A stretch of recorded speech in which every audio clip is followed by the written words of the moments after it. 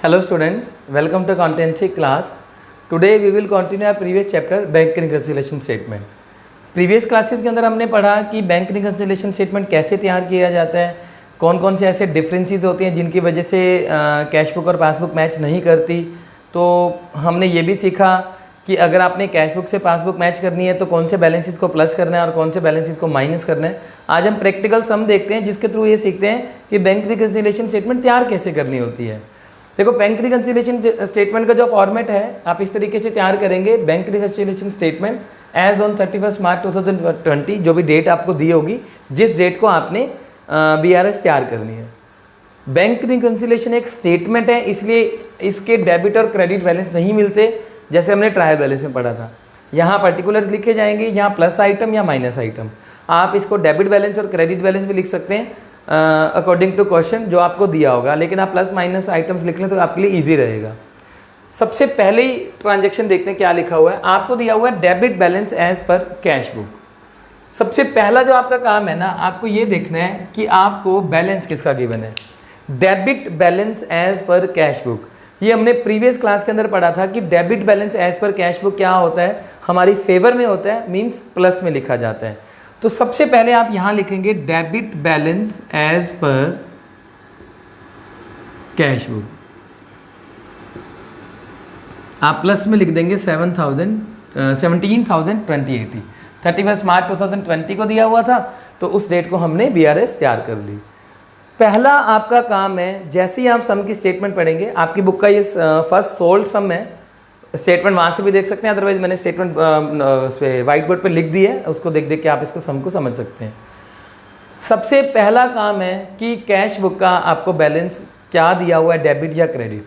Passbook का balance दिया हुआ है या कैश बुक का बैलेंस दिया हुआ है. हमें किसका बैलेंस दिया हुआ था, कैश बुक का. तो यहाँ से हमें पता लगता है कि आपको कैश बुक से पासबुक मिलानी है. आप इस लाइन को ध्यान से समझना. बहुत सारे बच्चे बाद में जाके ये कंफ्यूज हो जाते हैं कि सर हमें पता कैसे चलेगा कि कैश बुक से पासबुक मिलानी है या पासबुक से कैश बुक मिलानी है. तो जो भी आपको बैलेंस गिवन है, देखो मैंने आपको बताया था कि रियल लाइफ में दोनों बैलेंसेस मिलेंगे, लेकिन जब हम +1 लेवल पे बुक्स बनाते हैं, बैंक रिकन्सिलेशन स्टेटमेंट तैयार करते हैं, तो आपको एक बैलेंस दिया होता है, या तो कैश बुक का या पासबुक का. तो हमें किसका बैलेंस गिवन है, कैश बुक का. जो बैलेंस आपको गिवन है उस बैलेंस को आपने मिलाना है दूसरे बैलेंस के साथ. अब दूसरा बैलेंस हमें गिवन नहीं है, तो जो भी आंसर आएगा वो हमारा पासबुक का बैलेंस होगा. मतलब आपने कैश बुक से पासबुक मिलानी है, जो बैलेंस दिया हुआ है इसको मिलाना है दूसरे के साथ. सारे चेंजेस किसके अंदर करेंगे, कैश बुक के अंदर. डन. कैसे करना है वो हम यहाँ सीखते हैं. सबसे पहला पॉइंट दिया हुआ है cheque issued, cheque ₹8400 sent for collection but not clear. तो आप एज इट इज़ यहाँ लिख देंगे cheque for ₹8400 sent for collection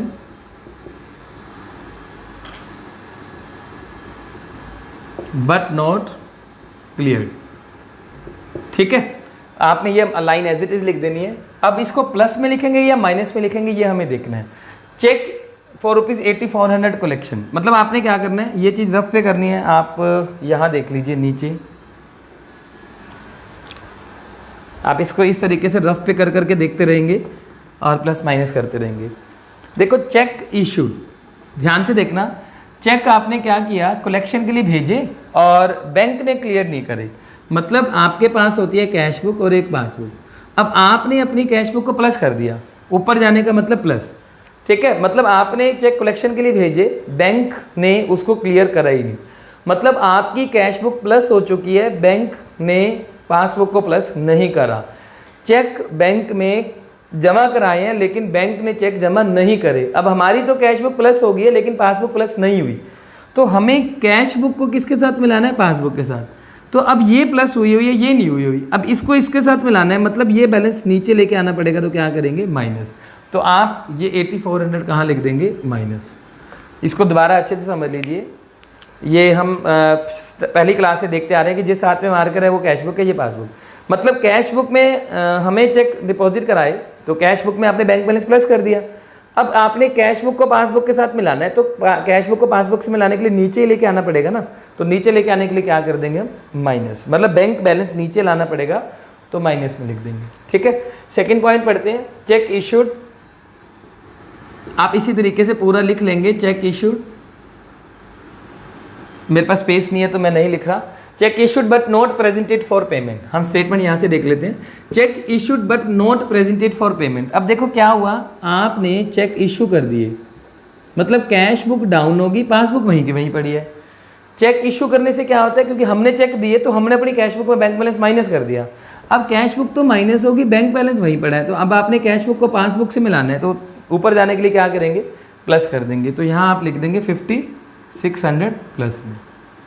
ठीक है, आप एक सम अच्छे से समझे, सारे सम इसी तरीके से आपको समझ अच्छे से आते जाएंगे। There is a debit of ₹80 in the passbook. अब ध्यान से, पासबुक का डेबिट हमारा क्या होगा, क्रेडिट। ठीक है, पासबुक का डेबिट तो हमारा क्रेडिट, मतलब बैंक ने डेबिट बैलेंस कर रखा है, बैंक ने पैसे काट रखे हैं, बैंक ने हमारा बैलेंस माइनस कर रखा है और हमने वो पासबुक में रिकॉर्ड नहीं करा, तो हम भी क्या करेंगे, माइनस कर देंगे। माइनस मतलब क्रेडिट कर देंगे। तो third point, debit balance of bank.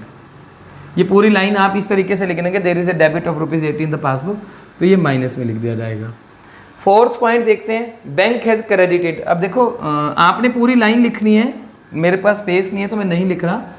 कहता है बैंक ने आपका बैलेंस क्रेडिट कर दिया, बैंक हैज़ क्रेडिटेड। तो हमने क्या पढ़ा था कि बैंक क्रेडिट करेगा तो हम डेबिट कर देंगे, मतलब बैंक ने मेरा बैलेंस प्लस कर दिया। क्रेडिट मतलब बैंक ने प्लस कर दिया, तो हम भी क्या करेंगे, प्लस कर देंगे।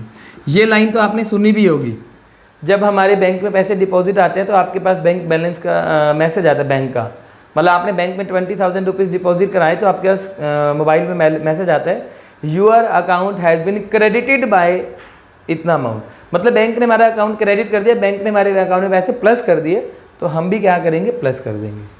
उसके बाद एक कस्टमर डिपॉजिटेड ₹2000, ये वाला है लाइन, एक customer deposited 2000 in are bank account, मतलब किसी कस्टमर ने मेरे बैंक में पैसे डिपॉजिट करा दिए, किसी कस्टमर ने मेरे बैंक में अकाउंट में पैसे डिपॉजिट कराए, तो मेरा बैंक बैलेंस बढ़ गया, तो मैं भी क्या करूँगा, प्लस कर दूंगा। डायरेक्ट डिपॉजिट बाय कस्टमर, ठीक है, तो प्लस में कर देंगे।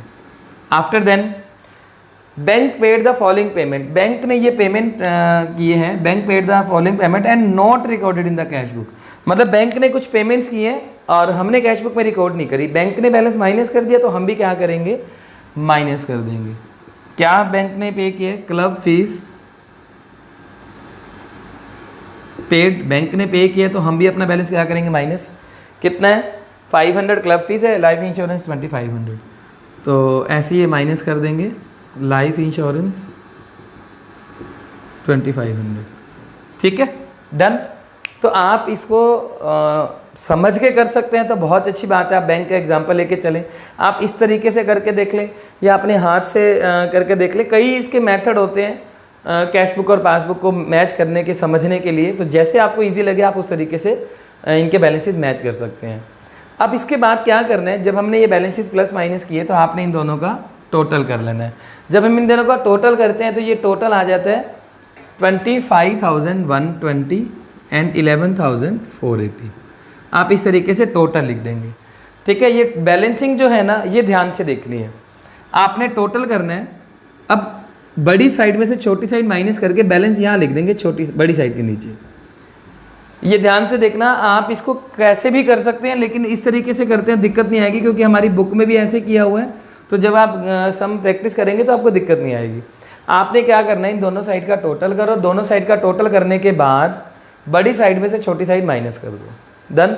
बड़ी साइड में से छोटी साइड माइनस करने के बाद जो बैलेंस आएगा वो बड़ी साइड में लिख दें। अब प्रॉब्लम है, ये बैलेंस किसका आया, देखो आपने स्टार्ट क्या की थी, कैश बुक, तो ये बैलेंस किसका आएगा, पासबुक का। ठीक है, एक्चुअल में रियल लाइफ में क्या होगा, हमें ये बैलेंस भी दिया होगा, ये भी दिया होगा, तो आंसर मैच करने होंगे। लेकिन 11th में हमें अच्छे से सिखाता है कि प्लस माइनस कैसे करना है, आप बैलेंस आप निकालें। तो आपने क्या करना है, जो ये बैलेंस दिया होगा कैश बुक का, ये ऑब्वियस है कि पासबुक का आएगा। अगर हमें पासबुक का बैलेंस दिया होता तो ये क्या आता, कैश बुक का बैलेंस। क्लियर। अब आपने क्या करना है, कैश बुक का बैलेंस आ गया। अब हमने स्टार्ट कहाँ से किया था, डेबिट से, मतलब प्लस से, और आया भी कहाँ है, प्लस। देखो अगर आप इसको सही प्लेस पे लिखेंगे ना तो आपका आंसर गलत नहीं होगा। मतलब आपने बैलेंस स्टार्ट भी क्या किया, प्लस से, और आया भी कहाँ से, प्लस में, मतलब प्लस वाला बैलेंस प्लस में आया है। अब हमारा जो प्लस बैलेंस था वो डेबिट था, कैश बुक का डेबिट बैलेंस प्लस होता है, तो पासबुक का क्रेडिट बैलेंस प्लस होता है। मतलब ये बैलेंस हमारी फेवर में था और आया भी हमारी फेवर में है। ये कैश बुक का फेवर में था तो ये पासबुक का फेवर में है, तो ये कौन सा बैलेंस हो जाएगा? Credit balance as per passbook. ठीक है, तो बैलेंसिंग आपको सही तरीके से करनी आनी चाहिए, ये ध्यान रखना। अगर आपने बैलेंसिंग सही तरीके से नहीं करी तो सम गलत हो जाएगा, आपका 1 नंबर कट जाता है। तो आपने इस तरीके से बैंक रिकन्सिलिएशन स्टेटमेंट तैयार करनी है। बहुत ईजी है, सिर्फ आपको प्लस माइनस वाली आइटम्स देखनी है कि कैसे उसको रिकॉर्ड करना है। आप समझ के करते जाएंगे तो आपको दिक्कत नहीं आएगी। 2-4 सम्स के बाद आपको अच्छे से याद हो जाएगा कि इनको कौन सी आइटम को प्लस करना है, कौन सी आइटम को माइनस करना है। बुक के अंदर क्या किया हुआ है, प्लस वाली आइटम इकट्ठी की हुई है, माइनस वाली इकट्ठी की हुई है। ऐसा जरूरी नहीं है कि आप प्लस वाली आइटम इकट्ठी करें, माइनस वाली इकट्ठी करें। आप एक एक ट्रांजैक्शन लिखते जाएं, प्लस जैसे जैसे आ रही है प्लस माइनस प्लस जैसे आ रही है वैसे लिख दें। जरूरी नहीं है कि जिस तरीके से बुक में प्लस वाली चीज़ें इकट्ठी लिखी है, माइनस वाली इकट्ठी की है, वैसे ही करना है। ठीक है, आपको इस तरीके से तैयार करना है। अब मान लो हमें यहाँ क्रेडिट बैलेंस दिया होता, मतलब आपको यहाँ credit balance as per cash book दिया होता, क्रेडिट बैलेंस कैश बुक दिया होता तो हम कहाँ लिखते? माइनस में। डन। अगर आपको कैश बुक का क्रेडिट बैलेंस दिया होता तो माइनस में लिखते, बाकी सारा सम आपको ऐसे ही करना था। अगर आपको पासबुक का बैलेंस दिया होता, यहाँ इसकी जगह पासबुक का बैलेंस दिया होता, फिर आप पासबुक से कैश बुक में लाते, ये कैश बुक आती। तो जो चेंजेस करने थे पासबुक के अंदर करने थे, कैश बुक में नहीं। तो प्लस वाले माइनस, माइनस वाले प्लस हो जाते। तो यही सारा चैप्टर है। ठीक है, तो नेक्स्ट हम देखते हैं, उनके अंदर हम जो एडजस्टमेंट है वो देखते हैं कैसे करनी है। सेकेंड स्टेटमेंट दी हुई है, prepare a bank reconciliation statement from the following particular on 31 March 2020। Debit balance as per cash bank column of cash book. डेबिट बैलेंस दिया हुआ है तो कहाँ आएगा? प्लस में। After then cheque issue to creditor but not presented. Cheque issue करे, बैंक ने प्रेजेंट नहीं करे, मतलब हमारी कैश बुक माइनस होगी, बैंक ने माइनस नहीं करी, तो हम क्या करेंगे? प्लस कर देंगे। Dividend received by bank. अब डिविडेंड रिसीव किया, डिविडेंड किसने रिसीव किया? बैंक ने, तो बैंक बैलेंस प्लस हो गया। बैंक बैलेंस प्लस हो गया, हमने प्लस नहीं किया तो हम क्या करेंगे? प्लस कर देंगे। Interest allowed by bank. Bank ने इंटरेस्ट दे दिया, अब बैंक बैलेंस बढ़ गया, हमने अपना बैलेंस नहीं बढ़ाया तो हम क्या करेंगे? प्लस कर देंगे। इंटरेस्ट अलाउड बाय बैंक, तो ये प्लस हो जाएगा। Cheque deposited into bank for collection but not credited but not collected. Cheque deposit कराए थे, हमने चेक डिपॉजिट करे, मतलब आपने कैश बुक बढ़ा दी, पासबुक वहीं की वहीं पड़ी है। अब कैश बुक तो प्लस होगी, पासबुक वहीं है, तो कैश बुक को नीचे लाने के लिए क्या करेंगे? माइनस कर देंगे। बैंक चार्जेस, बैंक ने बैलेंस काट लिया, बैंक बैलेंस माइनस हो गया, पासबुक माइनस होगी, तो हम भी क्या करेंगे? माइनस कर देंगे। A cheque deposited into bank was dishonoured but no intimation has been received. Cheque deposit कराया था और डिसऑनर हो गया। अब देखो चेक डिपॉजिट कराया, चेक डिपॉजिट कराने से क्या हुआ? हमने अपनी कैश बुक प्लस कर दी, बैंक बैलेंस भी प्लस हो गया, लेकिन बैंक ने माइनस कर दिया।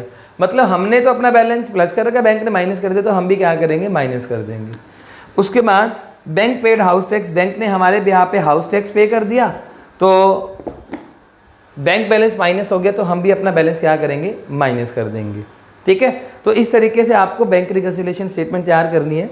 सम नंबर 3rd और 4th में कुछ डिफरेंट पॉइंट्स हैं, उनको हम अच्छे से देखते हैं। जो पॉइंट्स जहाँ पे दिक्कत है वो देखते हैं कि प्लस माइनस कैसे करना है। 3rd sum, on 30 June 2016 the bank column of Anil cash book showed a balance of 8250। अब देखो सबसे पहले हमें बैलेंस दिया हुआ है, लेकिन ये नहीं बता रखा कि कैश बुक का डेबिट बैलेंस है या माइनस बैलेंस है। जब भी आपको ऐसा कुछ नहीं दिया होता तो हम फेवरेबल बैलेंस को लेके चलते हैं, मतलब ये आपने बैलेंस प्लस में लिख देना है, मतलब आप यहाँ लिख देंगे और आगे लिख देंगे debit balance as per cash book. जब भी आपको बैलेंस का डेबिट क्रेडिट बैलेंस नहीं दिया हुआ तो आप उसको फेवरेबल लेके चलेंगे। अब हमें कैश बुक दी हुई है तो कैश बुक से क्या मिलानी है? Passbook. Out of total cheque, ये जो पहले वाले 2 पॉइंट है ना, इनके लिए मैं आपको ये सम करा रहा हूँ, ध्यान से देखना। Out of total cheque amounting to ₹8,000 issue, आपने टोटल चेक इशू किए 8,000 के। Out of total cheque amounting to ₹8,000 issued, cheque amounting to ₹5,800 have been cleared up to 30 June. आप जो बैंक रिकन्सिलिएशन स्टार्ट कर रहे हैं वो 30 जून तक बना रहे हैं। कहता है आपने चेक इशू कर दिए 88,000 की, ध्यान से देखना, आपने जो चेक इशू किए वो 8,000 के किए, but cheque amounting to ₹5,800 have been presented. Bank ने उसमें से कितने प्रेजेंट कर दिए? 5,800 के।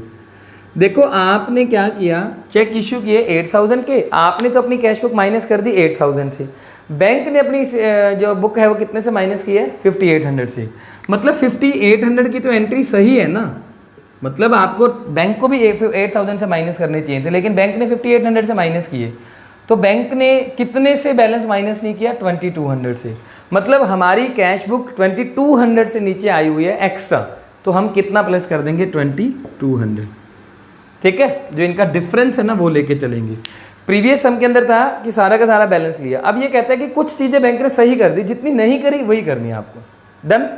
सेकंड पॉइंट देखते हैं कि out of total cheque amounting to ₹6000 sent to the bank for collection, आपने टोटल चेक कलेक्शन के लिए भेजे 6100 के, मतलब आपने जो कैश बुक प्लस करी है वो कितने से प्लस करी 6100 से, और उसमें से बैंक ने कितने से प्लस कर दिए ₹48,100 were credit in the passbook. Bank ने कितने से प्लस करी है 48,100 से, मतलब बैंक ने जो प्लस करी वो 4100 से, मतलब हमने तो प्लस कर दिया 6100 से 6000 से, सॉरी 6000 है, हमने प्लस किया 6000 से, बैंक ने कितने से प्लस किया 4100। तो यहाँ तक तो सही है, कितने से बैंक ने प्लस नहीं किया 4100। अब अपने को कैश बुक को पासबुक से मिलाना है, तो नीचे लेके आएंगे, नीचे लेके आने के लिए क्या करेंगे माइनस कर देंगे। तो ये 2 पॉइंट थे इसमें सीखने वाले, ठीक है। इसका अगर हम फोर्थ पॉइंट देखते हैं, debit side of Anil's cash book has been overcast by ₹100। Debit side of Anil cash book, अब देखो डेबिट साइड कौन सी होती है, कैश बुक की डेबिट साइड। कैश बुक जब हम बनाते हैं ना, तो कैश बुक की ये डेबिट साइड होगी और ये क्रेडिट साइड। ये कहते हैं cash debit side of Anil's cash book has been overcast, आपकी डेबिट बैलेंस 100 रुपये से ज़्यादा पड़ी है, मतलब आपकी कैश बुक प्लस पड़ी है, आपकी डेबिट कैश बुक की डेबिट साइड प्लस पड़ी है, तो इसका मतलब कैश बुक प्लस है। अब कैश बुक को पासबुक से मिलाना है तो हम क्या करेंगे माइनस में कर देंगे। ओवरकास्ट का मतलब होता है ज़्यादा, अंडरकास्ट का मतलब कम। आपको इसकी जगह ये भी लिखा हो सकता है कि received side of cash book has been overcast, ऐसा भी हो सकता है कि payment side of cash book has been undercast, तो सभी का मीनिंग एक है, तो आपने समझ के करना है कि प्लस करना है या माइनस। फोर्थ सम के अंदर पॉइंट है C point, a bill of ₹700 retired by bank on our behalf under a rebate of 20। आगे जाके हम चैप्टर पढ़ेंगे बैंक बिल ऑफ एक्सचेंज वाले, तो वहाँ हम सीखेंगे कि आपके पास बिल होता है, बिल रिसीवेबल, और एक होता है बिल पेबल। तो बिल रिसीवेबल क्या होता है कि आपने पैसे लेने किसी पर्सन से, अगर वो पर्सन आपको पैसे देगा 3 महीने 4 महीने के बाद, लेकिन आपको आज पैसे की ज़रूरत है, तो आप बैंक में जाके वो बिल को डिस्काउंट करा सकते हैं।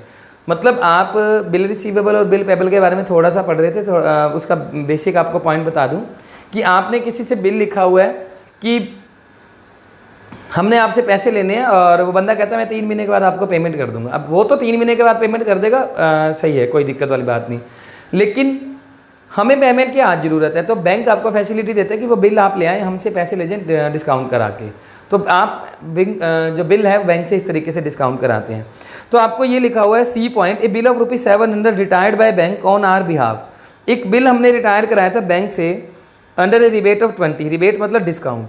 The full amount of bill was credit in the cash book, मतलब किसी पर्सन ने रिटायर करा लिया या हमने पेमेंट करनी थी, तो पूरा का पूरा अमाउंट क्रेडिट कर दिया, क्रेडिट मतलब माइनस कर दिया, मतलब बिल के अगेंस्ट जो हमारा अमाउंट माइनस हुआ वो 700 माइनस हो गया।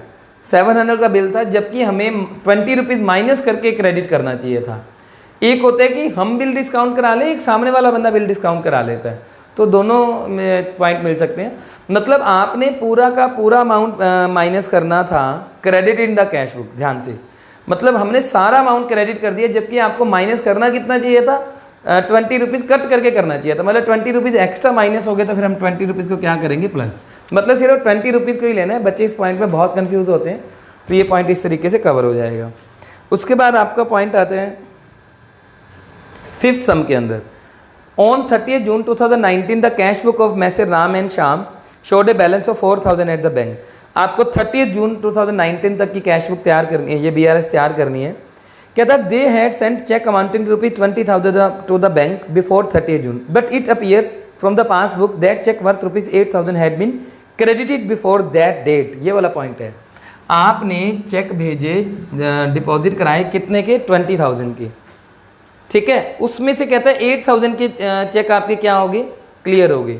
आपने 20,000 के चेक भेजे, ध्यान से देखो, हमने 20,000 से बैंक बैलेंस प्लस किया, कहता है इसमें से 8,000 के हो गए, ये हमने पहले भी पॉइंट पढ़ा है अभी पिछले सम में, मतलब इतने तो हो चुके हैं ना, कितने के नहीं हुए, 12,000 के, तो वो क्या करेंगे, माइनस कर देंगे। जितना बैलेंस हो गया वो तो ठीक है, जितना नहीं हुआ प्लस वो बाकी माइनस। लेकिन अगला पॉइंट ध्यान से देखना, similarly out of cheque 10,000 issued during the month of June. इसी तरीके से आपने 10,000 रुपये के चेक क्या किया, इसी तरीके से आपने 10,000 के चेक माइनस किए, लेकिन उसमें से ध्यान से out of rupees similarly out of cheque रुपये 10,000 issued during the month of June, cheque for रुपये 500 were presented and paid in July. कहता है आपने 10,000 के चेक इशू करे, लेकिन उसमें से 500 रुपये के जुलाई में हुए हैं, जबकि होने कब तक चाहिए थे, जून तक। इसका मतलब जून तक कितने हो गए, 9,500। बस यही पॉइंट आपको समझना था। मतलब आपने चेक इशू करे 10,000 के, बैंक में भी 10,000 के हो चुके हैं, सेम हो चुके हैं, लेकिन ये 500 रुपये है ना, ये जुलाई में हुए हैं, जबकि होने कब तक चाहिए थे, 30 जून तक। इसका मतलब 9,500 के तो हो गए। पहले हम क्या कर रहे थे, इनका डिफरेंस लेके ये निकाल रहे थे, अब हमें यही अमाउंट दिया हुआ है, तो हम कितना अमाउंट लेके चलेंगे, 500। ठीक है, तो आप 500 रुपये से ही प्लस कर देंगे। अपने को कैश बुक से पासबुक में लानी है, तो 500 का ही ट्रीटमेंट आप करेंगे, ये ध्यान रखना। मतलब हमने तो 10,000 से बैलेंस माइनस कर दिया, बैंक ने क्या करा है, 500 करा तो है, वो बाद में करा है, हमें 30 जून तक अपनी BRS तैयार करनी थी ना, तो फिर 500 हम प्लस कर देंगे। ठीक है, तो इस तरीके से आपके ये सम है, बाकी पॉइंट्स हो जाएंगे। तो आपको जो सम करने हैं अपनी फेयर नोटबुक पे, वो 10 सम करने हैं। 10 सम तक आपको क्या दिया हुआ है, 5 सम तक तो दिया हुआ है कि debit balance as per cash book, तो वो प्लस में स्टार्ट करेंगे बैलेंस। अगर आपको क्रेडिट बैलेंस कैश बुक का दिया हो तो माइनस करेंगे, बाकी सम वैसे ही करना है। ठीक है, प्लस माइनस जैसे हम कर रहे थे ऐसे ही समझ के करेंगे। तो 10 सम तक तो क्या है कि कैश बुक को पासबुक से मिलाना है, आफ्टर देन आता है कि पासबुक को कैश बुक से मिलाना है, वो हम नेक्स्ट क्लास के अंदर टॉपिक कवर करेंगे। तो आज की क्लास का जो हमारा टॉपिक है यही था कि जब आप कैश बुक को पासबुक से मिलाते हैं तो आइटम्स को किस तरीके से ट्रीट करते हैं। कैश बुक का डेबिट बैलेंस दिया हो तो प्लस से स्टार्ट करेंगे, कैश बुक का क्रेडिट बैलेंस दिया हो तो माइनस से स्टार्ट करेंगे, और कैश बुक का बैलेंस दिया हो तो कैश बुक को पासबुक से मैच करेंगे। तो आज की क्लास हमारी यहीं कंप्लीट है। नेक्स्ट क्लास के अंदर हम नेक्स्ट टॉपिक कवर करेंगे।